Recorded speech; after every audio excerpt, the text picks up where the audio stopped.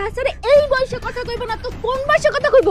আমার মার বয়স মাত্র ৪৫ বছর। এই বয়সে এইগুলো করবে না তো কোন বয়সে করব? এই পা ধরে মাপ চাওনের যদি কোনো লোক এই দুনিয়ায় না থাকে, ওরাইকে কি করব? আমি এই পাও হিসকা রাখবো না। এই এলাকায় যত বাসজার, সোন বাগান, বন বাগান, রহিমের বাড়ি, কুদ্দুসের বাড়ি, উত্তরপাড়া সর্দার ভাই সম্পর্কে তার পুতুরা তারা নাকি প্রতিদিনই ফোন দেয়। আমার মার যেইখানে মন চায় সেইখানে যাইব, কারণ আমার মা আমার আব্বা মরার পর থেকে স্বাধীন মা হয়ে গেছে, তার মনটা একবার স্বাধীন হয়ে গেছে।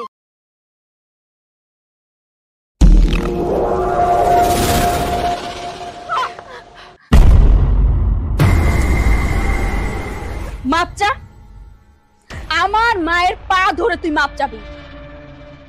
আমার মা যতক্ষণ পর্যন্ত তোকে ক্ষমা না করবে ততক্ষণ পর্যন্ত ওই পা ছাড়বি না, বুঝতে পেরেছিস? ও হোনার মাপসা কি হইব? সারাদিন পাই ধরে বয়ে থাকলে তো আমার মনে শান্তি ফিরে আইব না। যা অপমান করণের তা তো করেই ফেলাইছে। আচ্ছা তুই ক, আমার বয়স কি খুব বেশি হয়ে গেছে? আমার চরিত্রটা কি এতই খারাপ? আমি নয় একটু তোর সবুর কাকার সাথে কথাই কইছি, এই বলে কি তোর ননদ আমার এই কথা কইব? মা ওই মা, আপনি মহিলা মানুষ হয়ে পরপুরুষের সাথে এত কথা কন কেন? কি কইলা মা? এই হারামজাদি তোমার এই কথা কইছে? আমি তো ভাবছিলাম ছোটখাটো কথা কইছে, এই জন্যই তো আমি তোমার কাছে নিয়ে আইছিলাম। দাঁড়াও, এইবার ওরা শিক্ষা দিতাছি। এই হারামজাদি, উঠ উঠ! তুই কোন সাহসে আমার মার কাছে কৈফিয়ত চাইছস?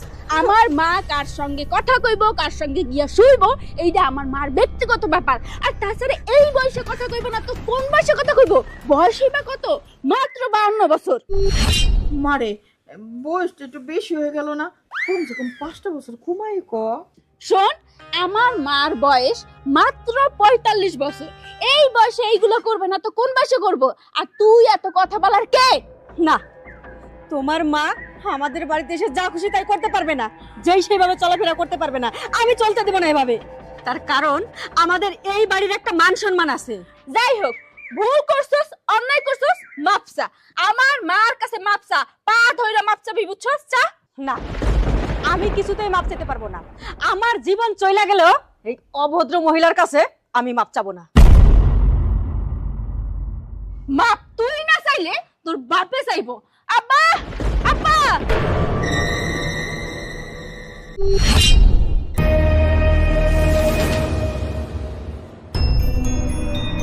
আব্বা, আব্বা! তাড়াতাড়ি বের হন আব্বা।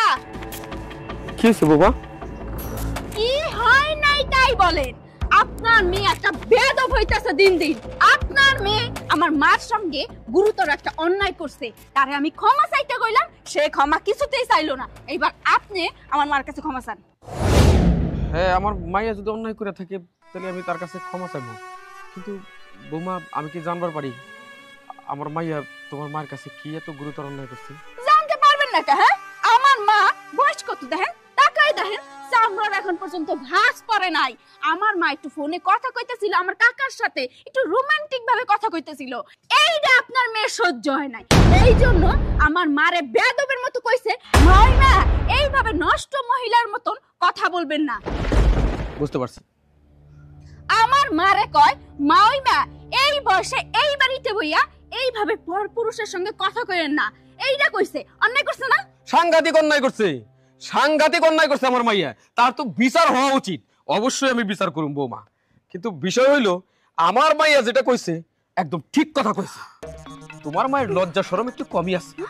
তোমার মা এই বয়সে যেরকম সাজসজ্জা করে পোশাক আশাক পরে রাস্তা দিয়ে যায় সবার সাথে কথা কয়, তাতে আমার মাইয়া যা কইছে তো একটু কমই কইছে। আমি যদি কিছু কইতাম এর 4 গুণ মিলিয়ে কইতাম। তার কারণ তার তো একটা জিনিস বোঝা উচিত যে এইটা তার নিজের বাড়ি না, এটা তার মেয়ের জামাই বাড়ির এলাকা। ও মা, দুনিয়াতে কোনো বিচার নাই। এই পা ধরে মাপ চাওনের যদি কোনো লোক এই দুনিয়ায় না থাকে, ওরাইকে কি করব? আমি এই পা হিসকা রাখবো না। না মা, এটা কেমন কথা কইতেছো?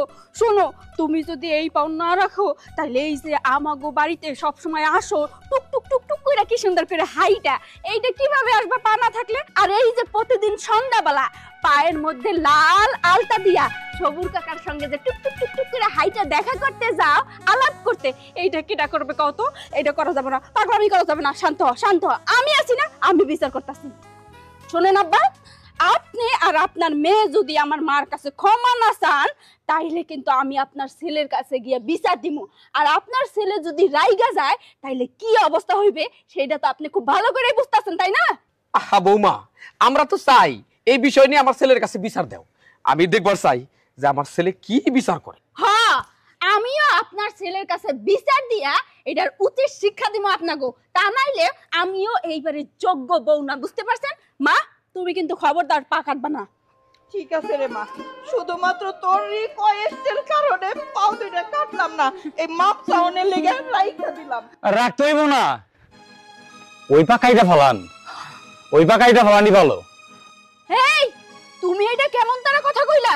আমার মার পা যদি কাইটা হালাই তাইলে আমার মা টুক টুক টুক টুক কইরা এই বাড়িতে হাইট চাইবো কিভাবে? তোমার মা শুধু দুই পা দিয়ে টুক টুক করে আমাদের বাড়িতে আসে না, আরো অনেক জায়গায় যায়। এই এলাকায় যত বাঁশঝাড়, সোন বাগান, বন বাগান, রহিমের বাড়ি, কুদ্দুসের বাড়ি, উত্তরপাড়া সর্দার ভাই সম্পর্কে তার পুতুরা তারা নাকি প্রতিদিনই ফোন দেয়।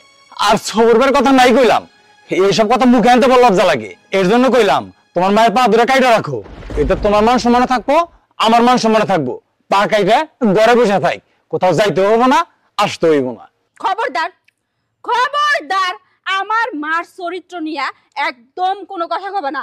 আমার মার চরিত্র ফুলের মতো পবিত্র, বুঝছো? আমার মার যেইখানে মন চায় সেইখানে যাইবো, কারণ আমার মা আমার আব্বা মরার পর থেকে স্বাধীন মা হয়ে গেছে, তার মনটা একবার স্বাধীন হয়ে গেছে। দরকার হয় আমি নিজে আমার মারে এই বাড়িতে রাইখা বাস ধারে চিপাই চাপাই যেইখানে আমার মার যাইতে ইচ্ছা করবে সেখানে আমি নিয়ে যাব। যেই বাড়িতে আমার মার কোনো স্বাধীনতা নাই সেই বাড়ির কপালে আমি লাথি মারি। এই বাড়িতে আমি কিছুতেই থাকবো না। আমার মারে নিয়ে আমি এক্ষুনি আমার বাপের ভিটায় চলে যাব। মা চলো। যা যা, চলে যা, যেদিন তোর মা ভালো হইতে পারবো সেদিনই বাড়িতে ফিরে আহিস। স্বাধীন মা একাই সারা দেশ স্বাধীন করার জন্য ঘুরে।